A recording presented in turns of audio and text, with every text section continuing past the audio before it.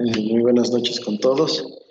Eh, Vamos a tener hoy día lo que es la atención del parto por cesárea, tomado de la guía de práctica clínica del Ministerio de Salud Pública. Vamos a iniciar indicando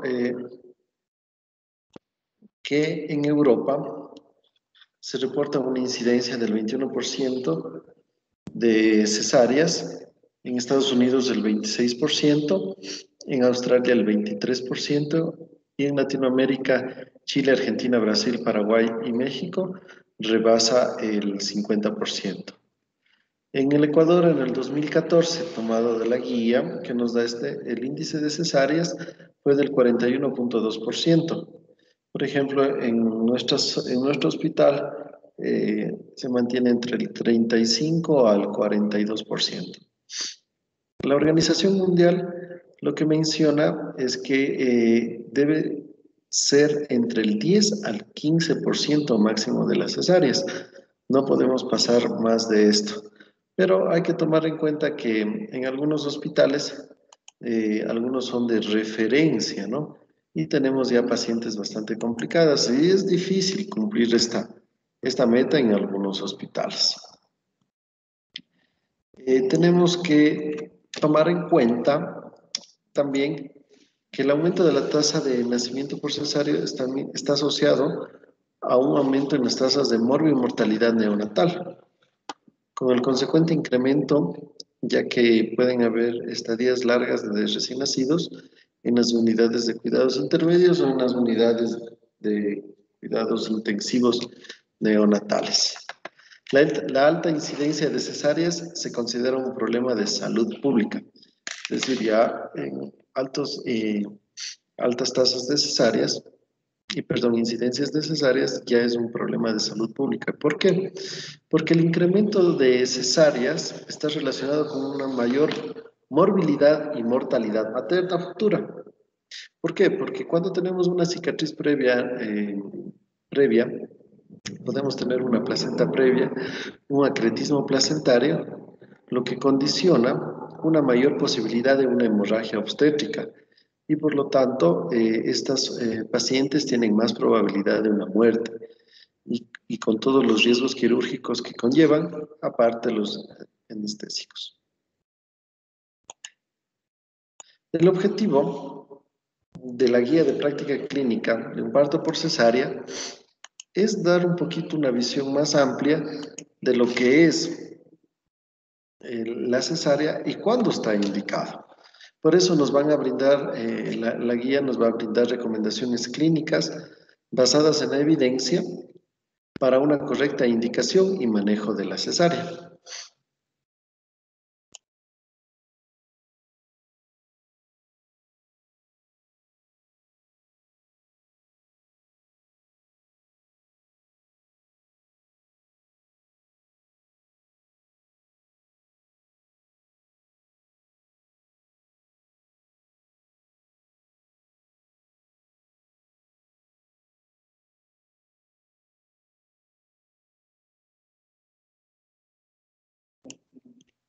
Los objetivos específicos es primero definir las condiciones de salud para realizar una correcta indicación y manejo de la cesárea. Segundo, establecer los criterios de referencia y transferencia de una embarazada que requiera una cesárea. Tercero, determinar las mejores prácticas para realizar la cesárea. Cuarto, establecer las mejores prácticas para la recepción y atención de un recién nacido. Y 5, definir las mejores prácticas para el manejo en la poscesárea y las condiciones en el alta médica. Vamos a iniciar indicando que el apoyo e información a la embarazada y a los acompañantes es muy importante para lo que es el manejo de las pacientes. Vamos a ver que aquí el nivel de evidencia y el grado, yo les he puesto lo de la guía, pero también quiero que se enfoquen un poquito en lo que es importante nosotros informar a la embarazada y a los acompañantes. Como primer punto, se recomienda informar a la embarazada sobre los riesgos y beneficios y alternativas que hay de la cesárea en comparación con el parto vaginal, teniendo en cuenta sus circunstancias individuales, sus preocupaciones, prioridades y sus planes a futuros embarazos. Es importante indicar cuáles son las complicaciones, ¿no es cierto? Para eso también una parte muy importante está el consentimiento informado, ¿no? Que nosotros si accedemos a una cesárea deberían estar específicos estas complicaciones. A las embarazadas se les debe dar información clara y muy que entiendan, sobre todo, dependiendo, ¿no es cierto?, del lenguaje de la paciente, pero sobre todo brindando esta información con la mejor evidencia científica, pero con palabras que ellos nos entiendan. Se recomienda el consentimiento informado, como les dije, indicando todas las complicaciones que conlleva una cesárea. Si es adolescente, el consentimiento debe estar firmado por su representante legal y cuando la paciente esté en situación de emergencia, pacientes con desprendimiento placentario, sufrieron un accidente o alguna emergencia o urgencia, las conductas médicas es estabilizar a la paciente y si necesita un procedimiento enseguida como una cesárea, nosotros tenemos que operar inmediatamente y después será legalizado esta parte. O por la ley sí nos ampara para nosotros realizar cualquier procedimiento en la madre si está en riesgo la vida de ella. Entonces, no, esto hay que tomar muy en cuenta. Se debe dar a las embarazadas y a sus acompañantes información sobre la operación cesárea en la cita de control prenatal en el tercer trimestre, en la que se confirma el plan de parto, como está en la hoja 051. Esto hay que tomarlo muy en cuenta. Se debe incluir información relacionada con indicaciones de la cesárea, si la paciente es un código, tiene cesáreas anteriores, dos, si son situaciones transversas, distocias de presentación, si tenemos alguna complicación de la madre, como antecedentes de cirugías previas, una miomectomía, si tienen cardiopatías o si el bebé tiene alguna malformación que pueda complicar lo que es la madre. ¿Sí? Otras cosas, vamos a ver que es muy importante eh, también hablar sobre las características del procedimiento, los riesgos y beneficios asociados, las implicaciones que va a tener en los futuros embarazos, su natalidad después de una o más cesáreas. Cuando se decide realizar la cesárea también hay que registrar en la historia clínica los factores que influyeron para esta cesárea. ¿Por qué es importante esto? Porque, por ejemplo, en la primera cesárea pudo ser por causa de un sufrimiento fetal y un embarazo que es pretérmino o que no pudiera influenciar en la próxima cesárea si la paciente decide tener un parto después de una cesárea.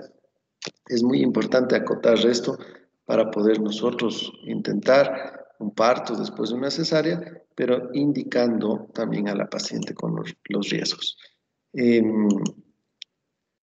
Aquí en la guía nos habla de una malposición fetal, que es en podálica en pelviana y transversa. Recordar que la cesárea a las embarazadas con una presentación, como vemos arriba, podálica pelviana transversa, un feto único a término, ya que esto reduce la mortalidad y la morbilidad perinatal o neonatal. Nosotros tenemos que tomar en cuenta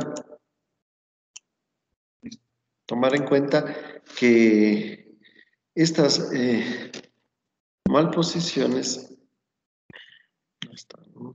ya, eh, estas malposiciones pueden llevar a complicar a la madre como al feto. A las mujeres que tienen un embarazo único en presentación podálica, sin complicaciones hasta las 37 semanas, se debe ofrecer la versión cefálica externa. Aquí mismo lo dice por una persona con experiencia y un especialista, pero también hay que tener bastante como dice ahí, experiencia también, tener una buena evidencia sobre esto, que sí ayuda, pero con el riesgo y teniendo un quirófano al lado enseguida, en el caso de complicaciones. No realizar la maniobra si tiene estas características la mujer. Y en el Ecuador la versión cefálica externa se puede realizar entre las 35 a 37 semanas de gestación en los centros de atención hospitalaria de segundo y tercer nivel. Realmente eh, lo diría que yo no lo he hecho nunca y también en la parte de lo que yo he visto en mi formación no se ha realizado. Sería bueno ver si algunos compañeros han visto o tienen alguna experiencia en esto, pero realmente no lo he visto yo.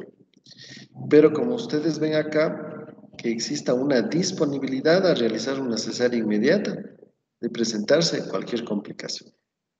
Es también bastante complejo tomar esas decisiones. Como ustedes ven acá, en lo que es el embarazo múltiple, nos indica que en los embarazos a término múltiples que no han tenido complicaciones y la presentación del primer gemelo es cefálica, la morbimortalidad perinatal se incrementa para el segundo gemelo. Sin embargo, es incierto el efecto de la cesárea planificada para mejorar el resultado del segundo gemelo. Por lo tanto, la cesárea no se debe recomendar. Bueno, hemos visto que si los dos gemelos están en cefálico, teniendo una muy buena ecografía, viendo las características del embarazo, podemos dar un parto vaginal. Pero, como ustedes ven aquí, no podemos asegurar que el segundo feto pueda salir normal, puede complicarse y tendremos que hacer una cesárea de emergencia para el segundo feto. Entonces, hay que ver las características de cada paciente. Se recomienda la cesárea en los embarazos gemelares, donde el primer gemelo no está en presentación cefálica, pese que el efecto de cesárea para mejorar el resultado perinatal es incierto, como medida de prevención. Es una recomendación y un grado de... El nacimiento prematuro y la cesárea, el parto pretérmino se asocia con una mayor morbilidad y mortalidad neonatal. Sin embargo, la evidencia de la cesárea programada en la mejora de los resultados sigue siendo incierta y por lo tanto las cesáreas no deben ofrecer rutinariamente en estos casos. En el Ecuador, la cesárea en un parto pretérmino estará indicada cuando el peso estimado ecográfico sea menor a 1500 gramos. Esto tiene un buen punto de práctica y también, bueno, sí existen algunos estudios que respaldan que debe realizarse, perdón, realizarse una cesárea en caso de prematuros extremos.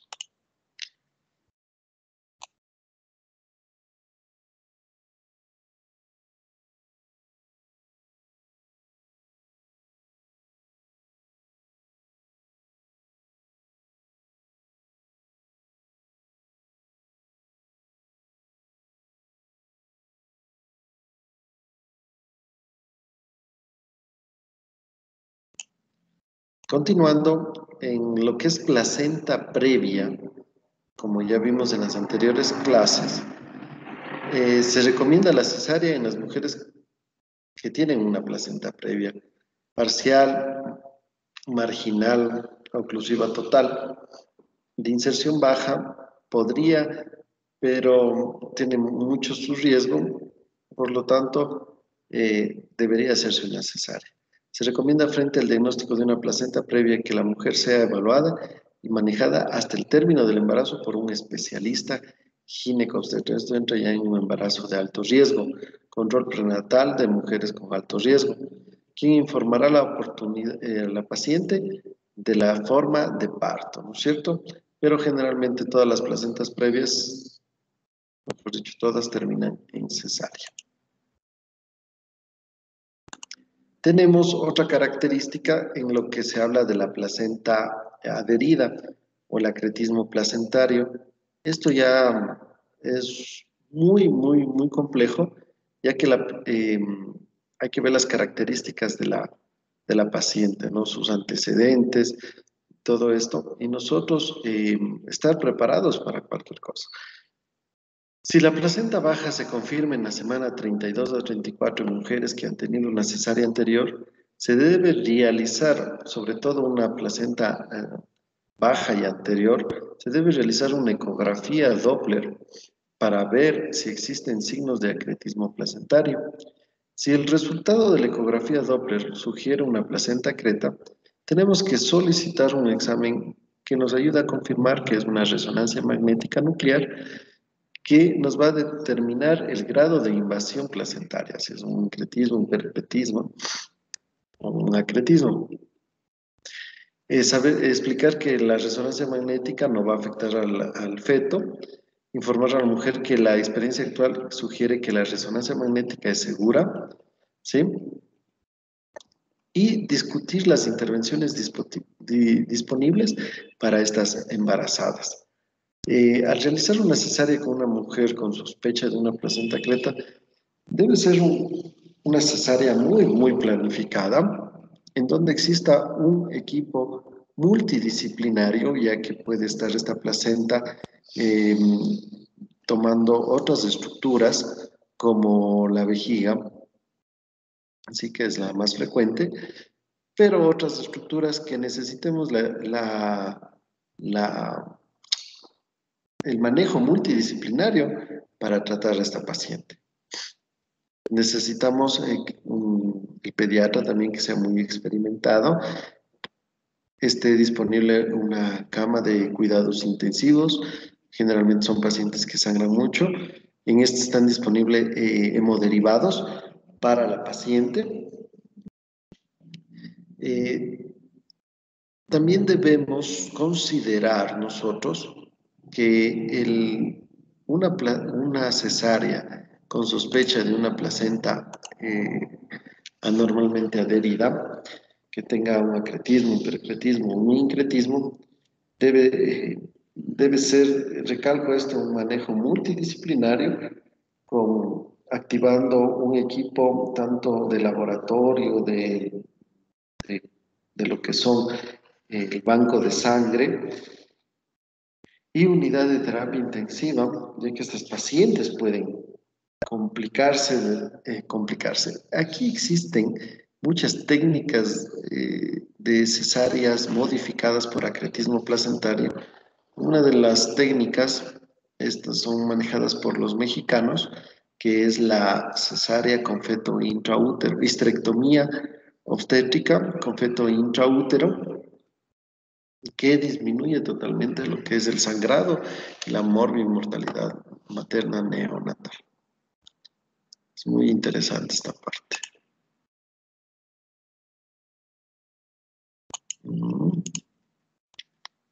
Ya. En lo que es la predicción de cesárea por desproporción cefalopélvica, en lo que hacemos nosotros, les comento una auditoría que nosotros realizamos en el hospital. Nosotros hacemos las auditorías de cesárea, bueno, que se está llevando a nivel nacional. Una de las primeras causas que nosotros tenemos de cesáreas es el compromiso del bienestar fetal y la desproporción cefalopélvica. ¿Qué tal valoramos esta desproporción cefalopélvica? Y aquí está. Recomendación A dice, no se recomienda realizar pelvimetría a todas las pacientes para predecir esta desproporción cefalopélvica.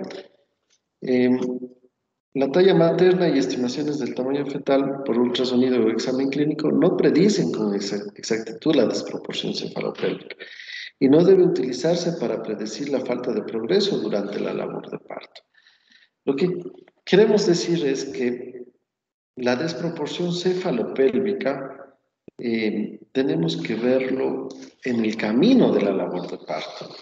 Bueno, si tenemos ya fetos de madres diabéticas, niños macrosómicos o niños que tengan malformaciones, una hidrocefalia o tenemos ya otra causa materna, o sea, está indicado. Pero si tenemos una paciente primigesta que tenemos en el límite un diámetro biparietal de 92, un peso de 3.200.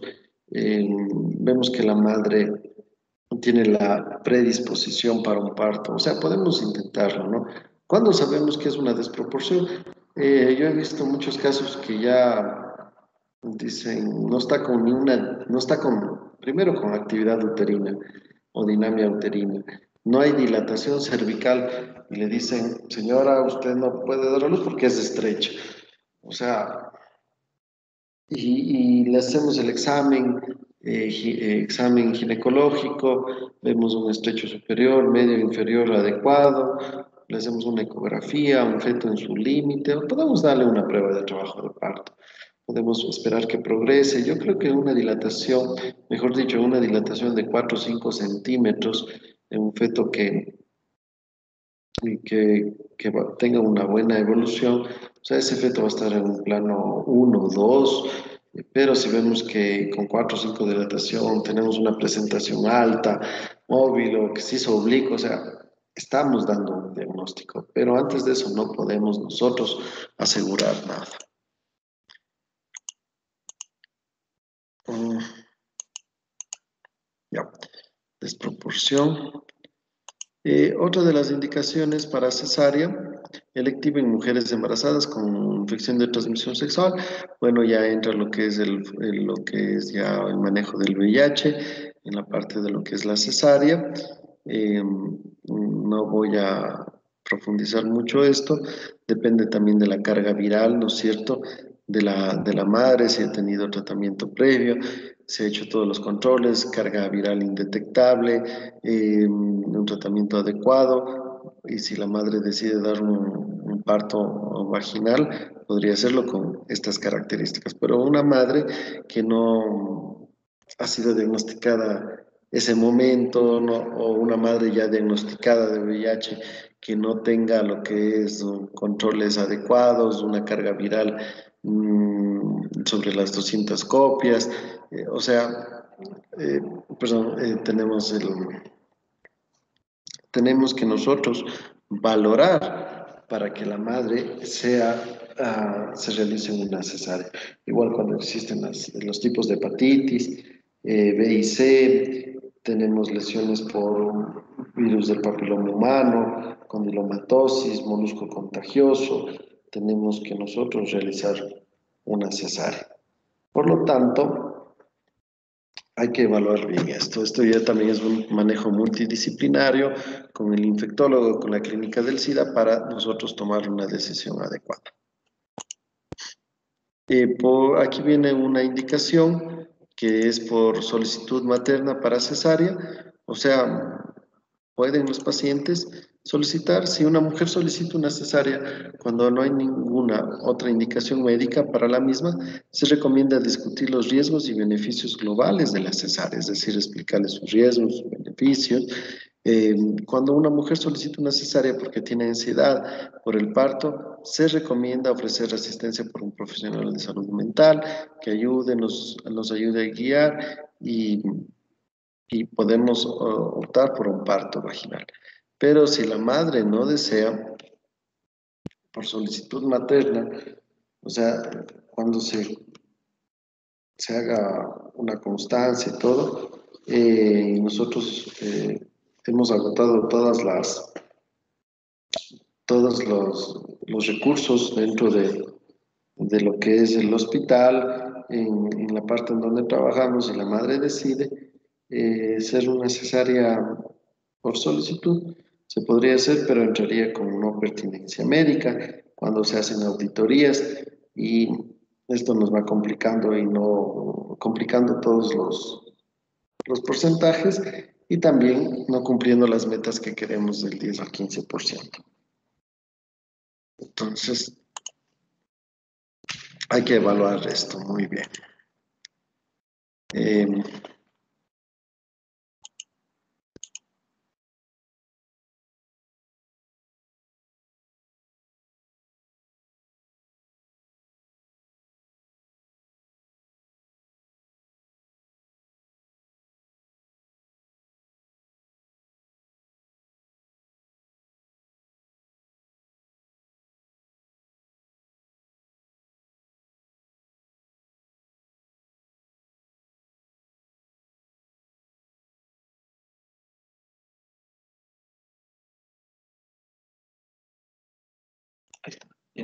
Factores que reducen la probabilidad de cesárea. Las mujeres, las mujeres deben ser informadas de que el apoyo continuo de los profesionales de salud de la familia o el acompañante durante el trabajo de parto reduce la probabilidad de cesárea. Entonces, eso es lo que se está implementando con esta normativa del ESAMIN, que nosotros queremos que exista eh, un acompañante en la labor de parto, ya que se ha visto ya por estudios que disminuye lo que es la probabilidad de una cesárea. Por lo tanto, nosotros tenemos que estar conscientes de eso. En el Ecuador, la decisión del acompañante elegido en el trabajo de parto o cesárea será definido por la embarazada. Esto hay que tomar en cuenta. En algunos hospitales no tenemos nosotros la infraestructura para poder eh, tener un parto con acompañamiento. La ingesta de bebidas y alimentos durante el parto. Las mujeres deben ser informadas de una dieta baja en residuos durante el trabajo de parto. Esto no se cumple mucho, pero eso sería bueno en la educación prenatal, ¿no es cierto?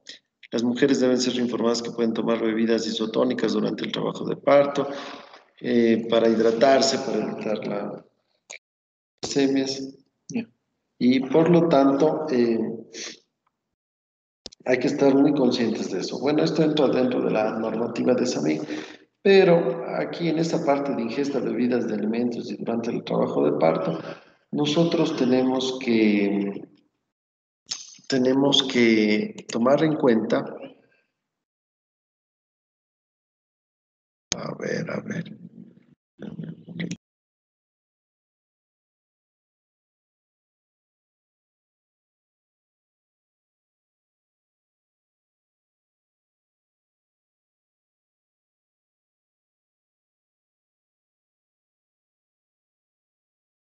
ya, nos saltamos unas diapositivas, mil disculpas. Los factores que reducen la posibilidad de un parto por cesárea, estábamos indicando que es el acompañamiento. A las mujeres con embarazo sin complicaciones se les debe ofrecer la inducción del trabajo de parto después de las 41 semanas, porque esto reduce el riesgo de mortalidad perinatal y probabilidad de una cesárea. Bueno, ya hay otros estudios que dicen a partir de las 40 ya hay un riesgo de asfixia y complicaciones, ¿no? Entonces, tendríamos que ver, aquí dice una recomendación A, pero esto ha ido cambiando, ¿no? Generalmente es ahora las 40 semanas. Un portograma con línea de acción de 4 horas debe ser usado para monitorear el progreso del trabajo de parto en las mujeres con embarazo a término único sin complicaciones, ya que reduce la probabilidad de cesáreas. Esto es muy interesante, ya que en nuestro partograma se grafica la curva de alerta con los valores que están indicados en la parte izquierda del partograma, en donde nos dan valores referenciales sobre la dilatación de la mujer, pasando los 4,5 cm. Pero hemos visto que este estudio que hace el CLAP en Uruguay primero es una muestra pequeña, las características de las pacientes no son iguales a las de nosotros y a nivel mundial se han hecho diferentes estudios y lo que nos recomiendan también es que podemos nosotros utilizar de esta curva de alerta, nosotros podemos tener unas 4 horas, ahora hay las 4 horas de seguridad, digamos así, de seguridad que nosotros podemos esperar que la paciente comience a dilatar, ya que han cambiado algunos conceptos, ¿no? De cuando se considera una fase activa, ya no es desde los 4 centímetros, sino desde los 6 centímetros. Y tenemos que tomar en cuenta que la dilatación en una fase latente, la dilatación es mucho más lenta, se demora más y podemos ahí cometer algunos errores, ¿no? De apresurarnos, no está cumpliendo con la curva de alerta del partograma y tenemos que hacer una cesárea de emergencia. Tenemos que darle posibilidad. Si la mujer está estable, un monitoreo adecuado, tenemos condiciones que aseguran el equilibrio ácido-base del feto, que la madre también esté bien. O sea, podemos dar la oportunidad de una línea de acción de 4 horas que debe ser usado para monitorizar la labor de parto, es decir, de la curva de alerta una línea de acción. Si ya pasado esas 4 horas no hay progreso, una dilatación estacionaria, no hay un descenso, vemos que se altera algo, o sea, terminar, ¿no es cierto?, por cesárea, pero caso contrario podemos esperar. Eh, Factores que no influyen en la probabilidad de realizar una cesárea. Recomendación A: se debe informar a las embarazadas sobre las intervenciones de cuidado intraparto que no se relacionan con el incremento o reducción de indicación para realizar cesáreas, aunque pueden ser beneficiosas para disminuir la duración y el dolor durante el trabajo de parto. Y ahí entra la norma de SAMI: caminar durante la labor de parto, eh, hacer los ejercicios, inmersión de agua, la analgesia epidural, si es que tenemos. Se recomienda informar también a las mujeres sobre terapias complementarias, aromaterapia, hipnosis. Esto, el hospital de Otavalo, si no estoy mal, es uno de los pioneros sobre el parto en libre posición, y también todas estas, lo que es de las normas SAMIN. Es bastante difícil acreditar como la norma SAMIN, ya que necesitamos también recursos e infraestructura.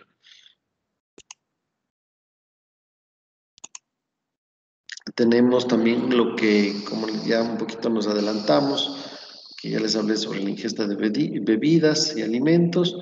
Lo que quería decirles aquí de la ingesta de bebidas y alimentos durante la labor de parto: hay que tomar importante también tomar en cuenta algo muy importante, perdón, que nosotros como profesionales de la salud, si estamos atendiendo a una paciente con labor de parto y vemos que esa paciente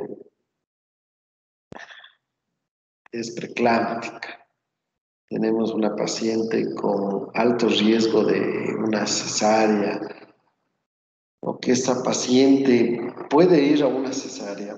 Yo sé que todas pueden ir a una cesárea, pero tenemos pacientes muy complicadas que hemos visto que ingieren bebidas y todo. O sea, tenemos que tomar en cuenta que si esa paciente va a una cesárea, puede complicarse con riesgos anestésicos, ¿no?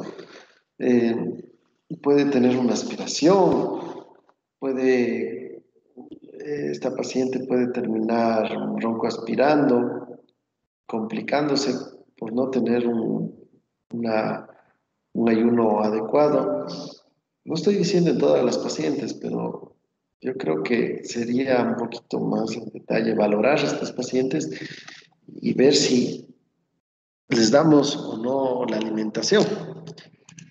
Es una sugerencia, ¿no?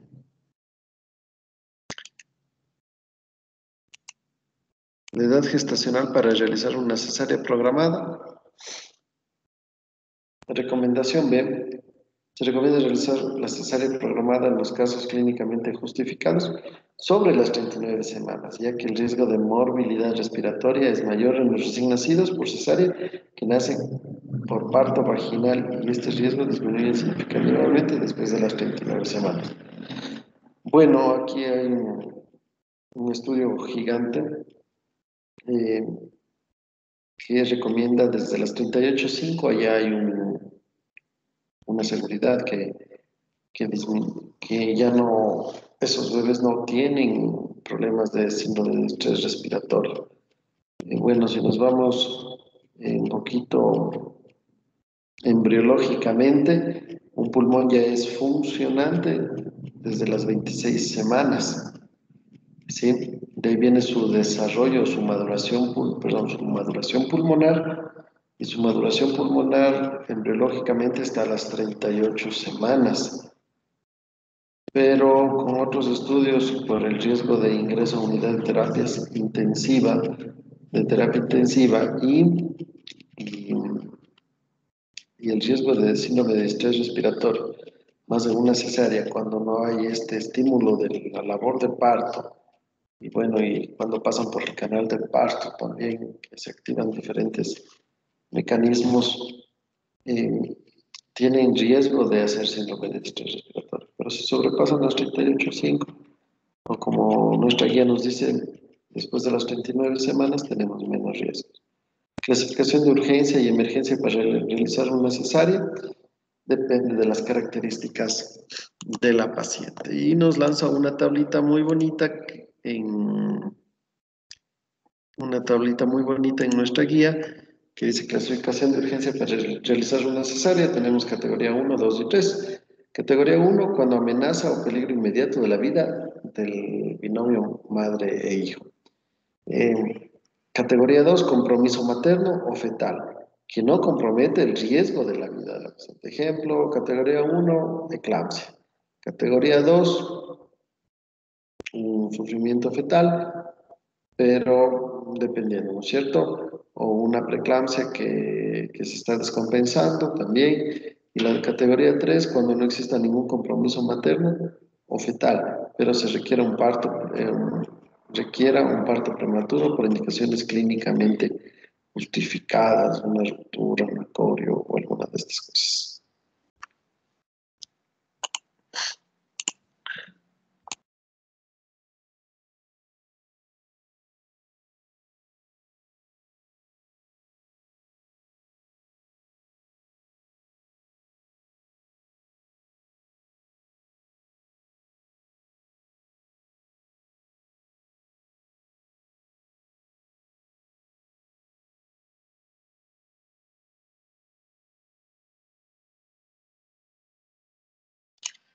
Bueno, aquí también nos hablan de una decisión del intervalo de tiempo para cesárea no planificada. Depende de la categoría. Si la categoría es 1, la cesárea debe realizarse de forma inmediata después de tomada la decisión. Si la categoría es 2, la cesárea en la mayoría de las situaciones debe realizarse dentro de los 30 a 75 minutos de la toma de decisión.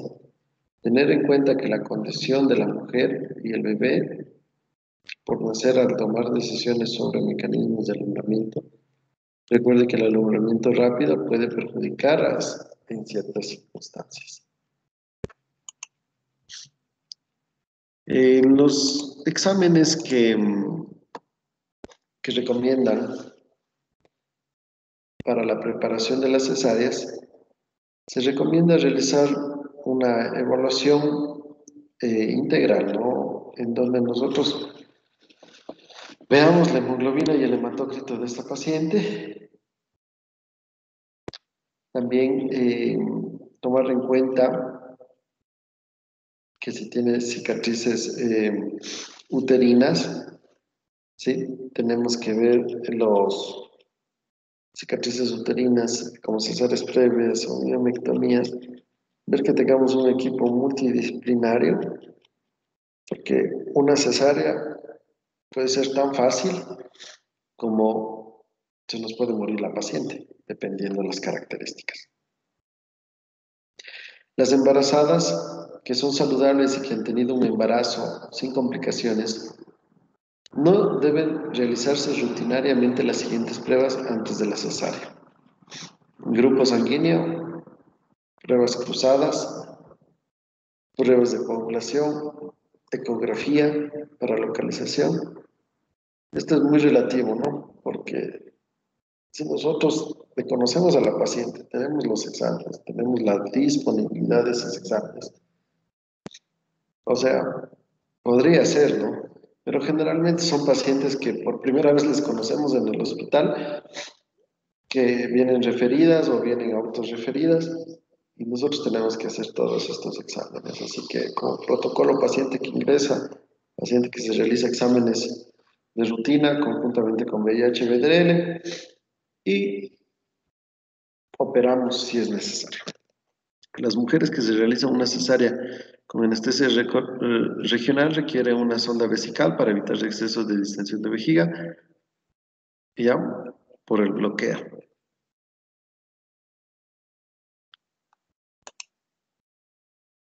La anestesia En las embarazadas que van a ser sometidas a una cirugía, deben ser informadas sobre la anestesia, las complicaciones, porque a veces se vuelven muy ansiosas, dicen no puedo mover mis piernas y es la primera vez de su cesárea, se vuelven ansiosas, se complican, meten las manos al campo quirúrgico, contaminan, o sea, no es una ayuda. Por eso es importante este famoso checklist que nosotros llamamos antes de las cirugías y que ya se está aplicando, que todo el equipo se presente con la paciente, que se le explique el procedimiento que se va a hacer, marcar el sitio quirúrgico y también todos los riesgos que tiene. Técnicas quirúrgicas para la cesárea, o sea, dependiendo de las pacientes y también de los protocolos que se encuentren establecidos en cada institución, pero lo único que les puedo decir aquí, que una incisión de Joel Cohen, que es la más estudiada, tiene menos implicaciones que la famosa Fanny o la media infraumbilical. Además, tomemos en cuenta que las pacientes, preeclampsia, primero que preeclampsia, toda preeclampsia no es igual a cesárea. ¿Ya? Segundo, que no toda paciente preeclámptica que necesite una cesárea tiene que ser incisión media infraumbilical. ¿Sí? Ni que todo pelviano o transverso también es incisión media infraumbilical. Depende mucho de la formación del cirujano, del profesional, de la habilidad, ¿sí? Pero sí hay indicaciones específicas para hacer las incisiones o laparotomías, ¿no es cierto? Generalmente incisiones medias, ¿sí?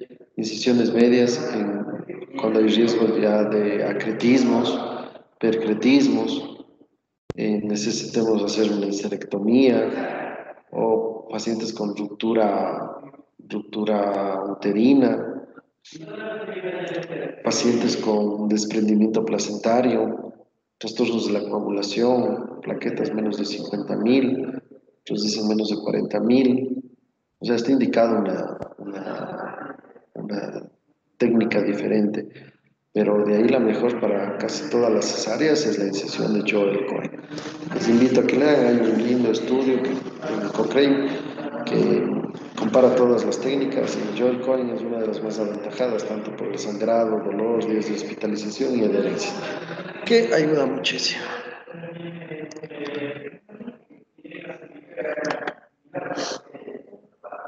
Tenemos algo más. Vamos.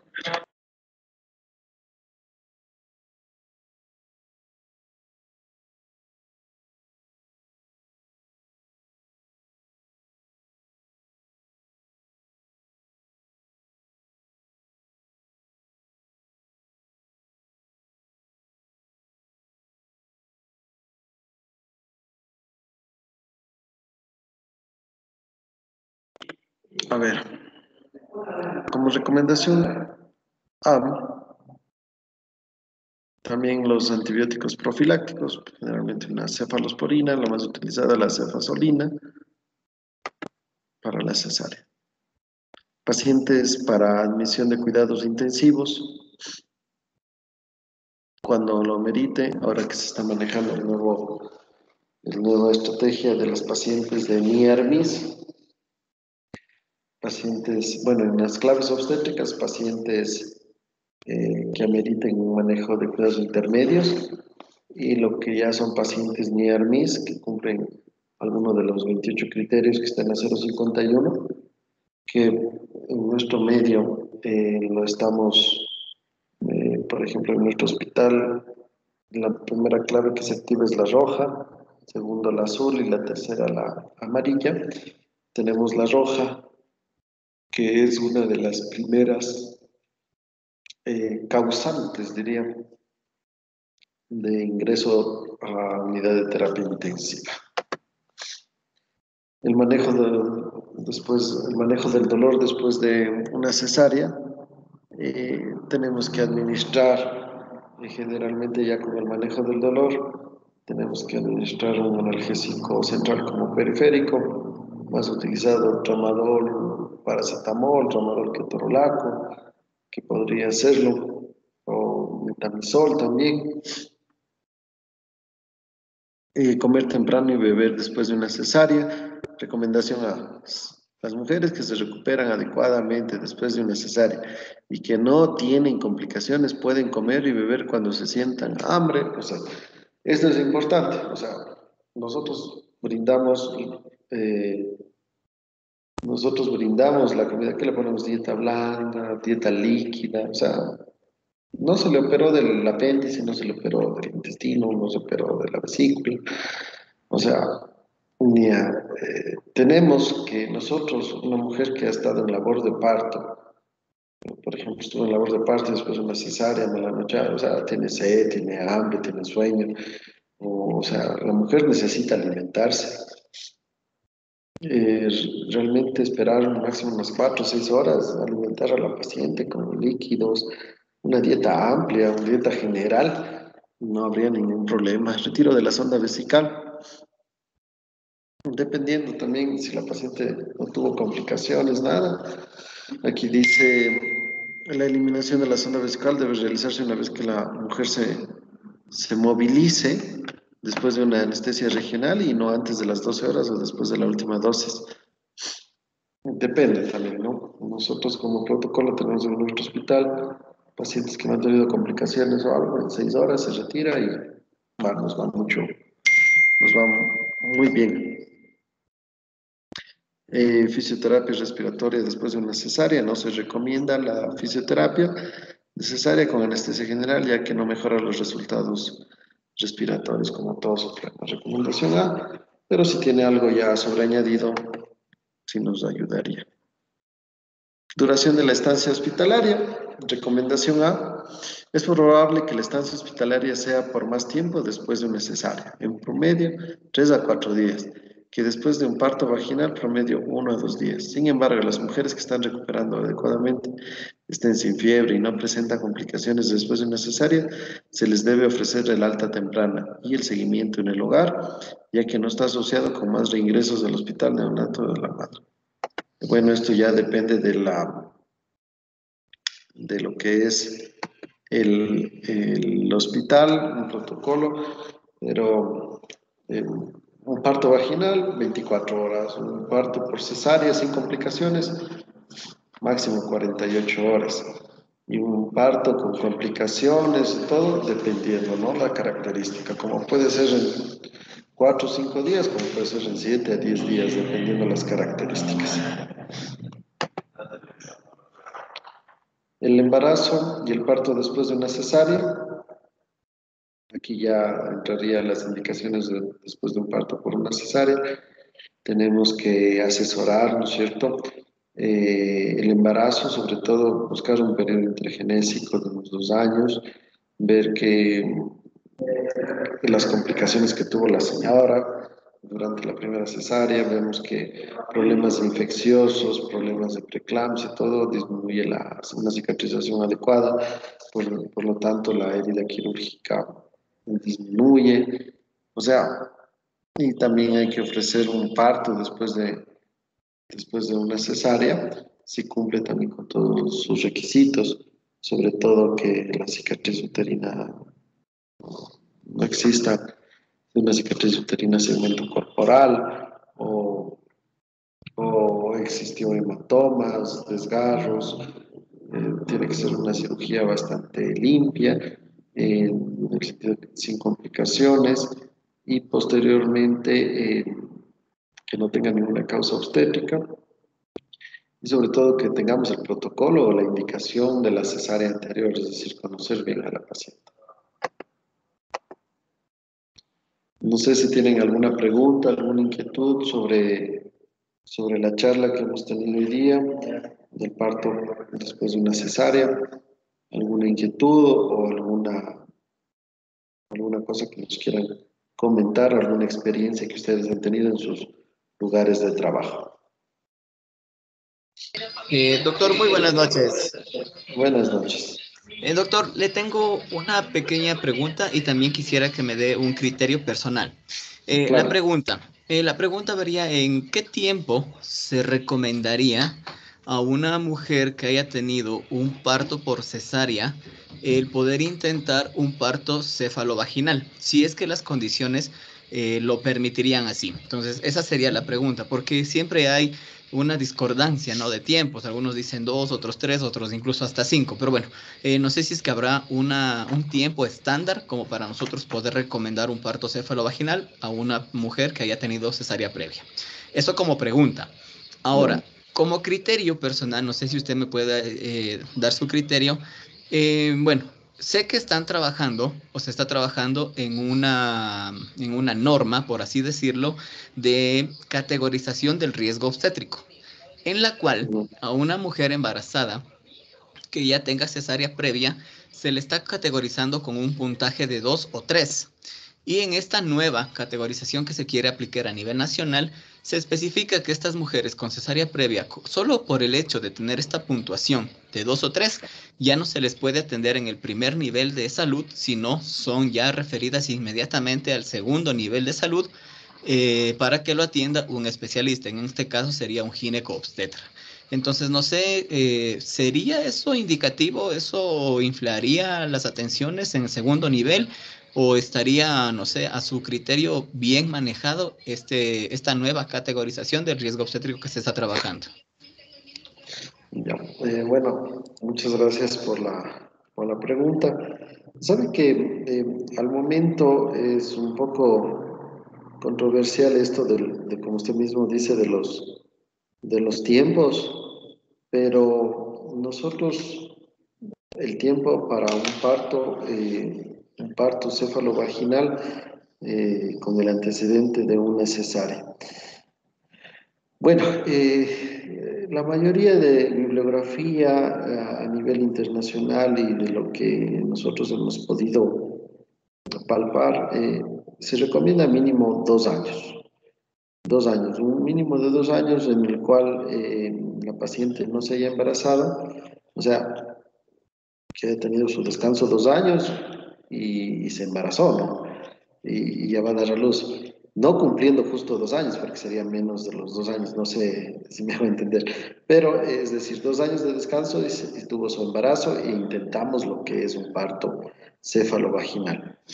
Segundo, tenemos que conocer bien esa historia de la madre porque fue la primera cesárea y si cumple con todos los requisitos. Eh, una cosa. Entonces, yo lo que recomendaría son 2 años para un parto cefalovaginal. Eso teniendo un hospital que tengamos acceso inmediato a un quirófano para una cesárea de emergencia si existe alguna complicación en ese momento. Caso contrario, nosotros intentar eso en primer nivel o cualquier cosa, no. Y yo creo que todos hemos tenido la experiencia, o bueno, he tenido la experiencia de parto cefalovaginal, ya cuando han tenido 2 cesáreas o hasta 3 cesáreas anteriores. Y bueno, y Diosito les ha ayudado porque no hemos tenido ninguna complicación en ese momento, pero tenemos que entrar a hacer una revisión o algo. Pero, o sea, y los periodos intergenésicos de esas mujeres han sido mínimo 2 años.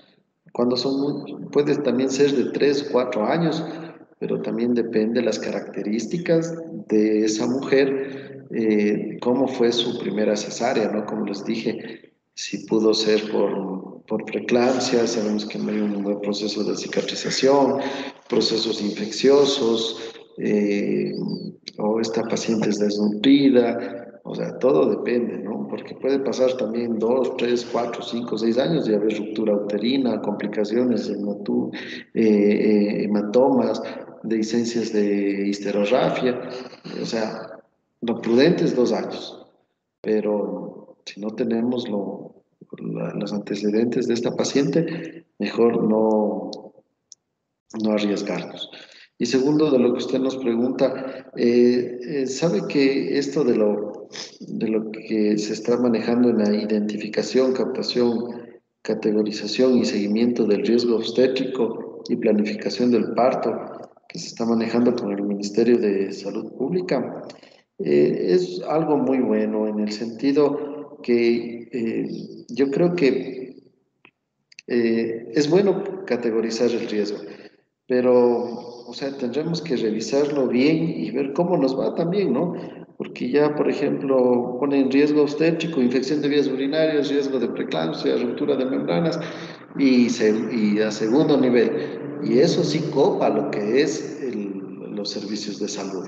Pero pacientes con cicatriz uterina por miomectomías o cesáreas anteriores, eh, deberíamos ser un poquito más cautelosos. Deberíamos verlos en segundo nivel, pero yo creo como un control inicial o ya final para programar. Lo malo también que hacemos en lo que es el Ministerio de Salud Pública, y no sé si están de acuerdo ustedes, compañeros, es que nosotros no hacemos cesáreas selectivas. Nosotros, ¿qué esperamos? Ah, la paciente no está con labor de parto y no entra al hospital porque no tiene dolores, o se queda ahí toda la noche porque no tiene dolores. Pacientes de 40 semanas, 39,5, o sea, y esperamos que entre en labor de parto, o sea, eso también es absurdo. Yo creo que en eso estamos fallando y si nosotros hiciéramos una cesárea electiva y con cicatriz previa, o sea, yo estoy de acuerdo que toda cesárea anterior debe ser cesárea anterior.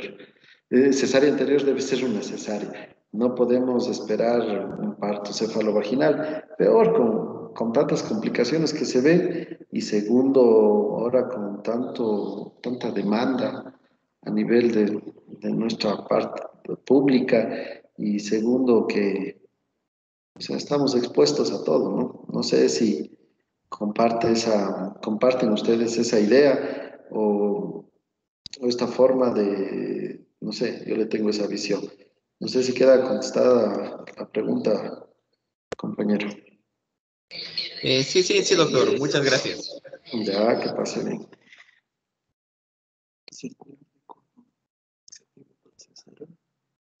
Ese es del chat.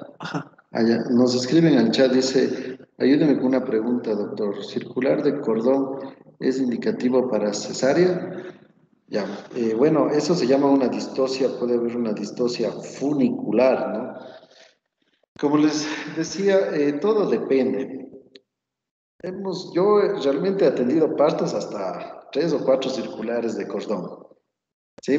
Viendo las características de la paciente. O sea, si el cordón nos da la posibilidad de un parto vaginal en buena hora, pero si ya vemos que a veces un circular de cordón, pero con un cordón corto y vemos que la cabecita, no hay un descenso de la cabecita, pero con una dilatación de 4 o 5 centímetros. Estamos hablando de una distocia funicular y con el antecedente, si tenemos circular, claro que es indicación de una cesárea, pero dándole una posibilidad de una prueba de trabajo de parto.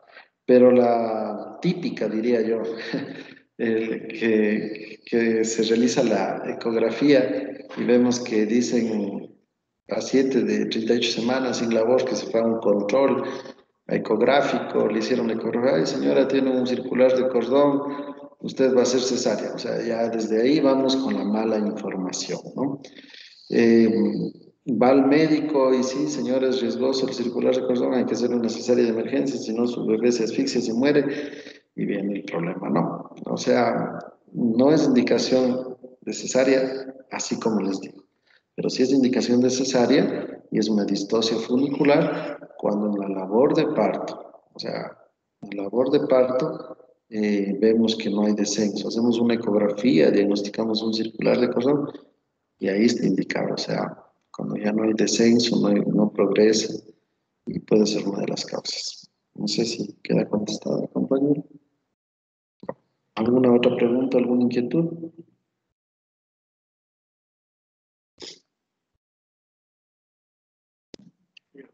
Y otra. Una paciente menor a 1,40 de Buenas estatura. noches, doctor. ¿Aló? Buenas noches, doctor. ¿Cómo está? Buenas noches. Dígame. Excelente conferencia, doctor. Solamente es para contar mi experiencia. Yo hace 10 años, más o menos, yo atendí a una paciente que vino con trabajo de parto. Tenía una cesárea anterior. Ella se embarazó a los 2 meses. Estaba con 11 meses cuando ella me llegó al consultorio con trabajo de parto. Yo trabajo en una parroquia, tengo un centro de salud privado, un consultorio médico privado. Entonces no me atreví. Tenía 7 centímetros de dilatación y tuve que mandarla corriendo a la ciudad. Entonces ella llegó al hospital, en aquella época todavía estaba la maternidad Sotomayor y la atendieron, llegó completa. Entonces tuvieron que sacar el producto por vía vaginal. Gracias a Dios, la señora está bien, después tuvo otro bebé, pero ya por cesárea otra vez. Entonces solamente es para contarle mi experiencia, porque prácticamente a los 11 meses de la cesárea, ella tuvo un bebé. Es todo, doctor. Un gusto saludarlo. Muchas gracias. Y bueno, y muchas gracias por su experiencia, porque como usted dice, bueno, la medicina 1 más 1 no es igual a 2 siempre. Como usted nos dice, pasó 11 meses de una cesárea y dio a luz con una dilatación dio a luz normalmente, pero bueno, su decisión y su criterio médico en ese momento fue el acertado, porque como no puede pasar nada, como se decidió, como puede pasarles de todo. Entonces, lo importante es nosotros tener el criterio y sobre todo el criterio médico y sobre todo el conocimiento para nosotros poder referir y también tomar la mejor decisión para las pacientes y para esos neonatos, ¿no? Muy bien, muchas gracias. ¿Alguna otra inquietud?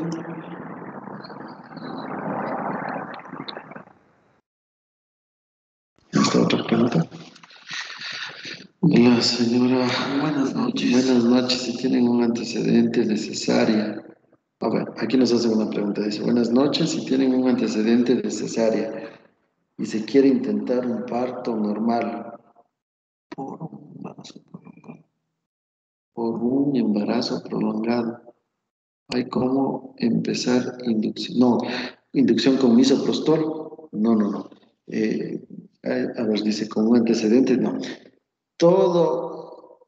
Toda paciente que tenga antecedente de una cicatriz uterina, sea cesárea, miomectomía, ruptura o cualquier cosa, es decir, cicatriz uterina, está contraindicado el misoprostol, la oxitocina, es decir, tiene que ser lo más natural posible que vengan los dolores y que se pueda que vengan los dolores normalmente. No podemos colocar ninguna medicación externa para que vengan los dolores como otra paciente. Está contraindicada.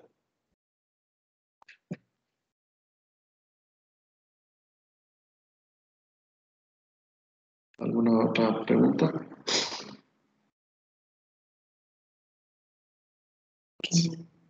Bien. Vamos a ver la última. A ver, dice, una paciente menor a 1,40 de estatura puede ir a cesárea. Ya, bueno, sí les indiqué al inicio que la talla no es un factor para nosotros decir, o sea, vamos, bueno, en Chimborazo, vamos a Chimborazo, a la parte de lo que es también la parte de nuestro querido selva amazónica. Tenemos pacientes Shuar, Achuar, acá en la parte indígenas, en la parte de Chimborazo, son mujeres muy pequeñitas. En la parte de Chimborazo, que nosotros nos manejamos, hemos tenido pacientes de 1,35, 1,36, 37, 38, 39, 40, 1,41, o sea, y son gran múltiplas. No es indicación realmente la talla para una cesárea, ¿sí? Eh, tenemos que, ya quedó un poquito antiguo en el sentido de que antes toda mujer venía 1,35, 1,40 y cesárea. Hay que darle la posibilidad de un parto vaginal. Pero si nos vemos una paciente de 1,40, 1,35 con un feto macrosómico con un diámetro biparietal mayor a 92 y ya, o sea, y ese bebé está oblicuo y palpamos una pelvis no adecuada, o sea, para cesárea. Pero si vemos a un feto que pesa 2.300, 2.500, que generalmente son de nuestras poblaciones Shuar, Achuar, indígenas, que máximo llegan a 2.600, con gran multípara, con antecedentes, o sea, o si es primera, dan a luz normalmente, no hay ningún problema. No es indicación la estatura para cesárea. Así como, vuelvo y recalco, preeclampsia no es igual a cesárea, ni estatura baja es igual a cesárea. ¿Alguna otra pregunta, alguna otra inquietud? Si no, damos por terminado, compañeros. Muchas gracias.